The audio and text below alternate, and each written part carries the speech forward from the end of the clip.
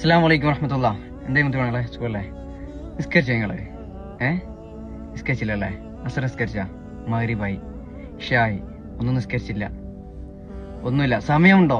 സമയമുണ്ട്. കുറച്ച് മൊബൈൽ കളിക്കണം. നമ്മുടെയൊക്കെ സ്വഭാവം ഇതാണ്.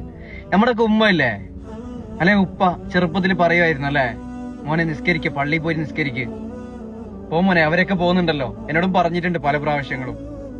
നമ്മളൊന്നും അതൊന്നും കൂസാക്കിയില്ല അല്ലേ? എന്നാൽ ഇതിന്റെയൊക്കെ ഗൗരവം എപ്പോഴാ മനസ്സിലാവുന്നേ?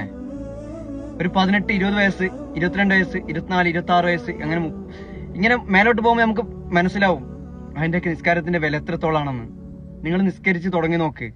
ഞാൻ മിഞ്ഞാന്ന് ഒരു 2-3 ദിവസം മുന്നേ എന്റെ ഒരു കുടുംബത്തിലൊരു പയ്യൻ ഫോൺ വിളിച്ചിട്ട്, എന്റെ ഒരു കൂട്ടുകാരനും വിളിച്ച്, കുടുംബക്കാരനാട്ടോ, ഞാൻ കോൾ ചെയ്തു. എന്റെ കുറച്ച് ബുദ്ധിമുട്ടുകൾ പറഞ്ഞു. അപ്പൊ അവൻ ആദ്യം പറഞ്ഞെന്താണെന്നറിയോ? മോനെ നീ നിസ്കരിച്ച് നോക്കുന്ന്, ഈ സുബഹി അല്ലെങ്കിൽ ഖളാവാതെ നീ നിസ്കരിച്ചിട്ട് നോക്കുന്നു. ഒരു മനുഷ്യന്റെ ജീവിതത്തിലെ ഏറ്റവും പ്രധാനപ്പെട്ട കാര്യമാണ് നിസ്കാരം. അള്ളാഹു എന്തിനാണ് നമ്മളെ സൃഷ്ടിച്ചത് എന്ന് ചോദിച്ചാൽ അതിൻ്റെ ഉത്തരം നിസ്കരിക്കാൻ വേണ്ടി എന്നാണ്. പ്രായപൂർത്തിയായതു മുതൽ മരണം വരെയുള്ള എല്ലാ നിസ്കാരങ്ങളും ഒരാൾ നിർവഹിച്ചിരിക്കണം. ബോധം പോവുക, സ്ത്രീകളാണെങ്കിൽ അവരുടെ ബയോളജിക്കൽ റീസൺസ്, ഇതല്ലാത്ത മറ്റൊരു ഓപ്ഷനും നിസ്കാരം ഒഴിവാക്കാനില്ല. നിസ്കാരം ഖളാ ആക്കൽ എന്ന് പറയുന്ന ഒരു ഓപ്ഷൻ ഇസ്ലാമിലില്ല. നിസ്കാരം ഖളാ ആവൽ മാത്രമേ ഉള്ളൂ.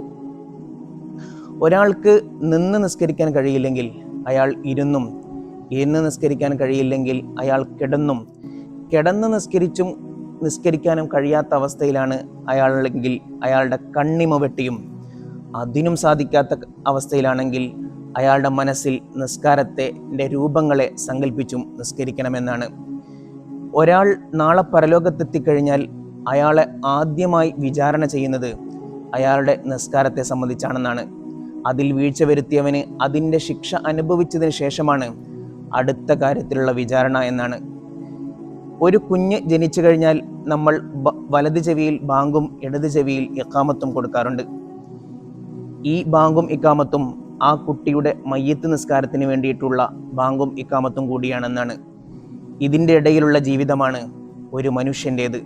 വളരെ തുച്ഛമായ ഈ ജീവിതം അള്ളാഹു പറഞ്ഞതനുസരിച്ചും അവൻ്റെ കൽപ്പനകളെ അംഗീകരിച്ചും ജീവിക്കാൻ നമുക്ക് സാധിക്കണം. അള്ളാഹു നമ്മളെയും നമ്മുടെ മക്കളെയും സ്വാലിഹ്യങ്ങളിൽ ഉൾപ്പെടുത്തട്ടെ.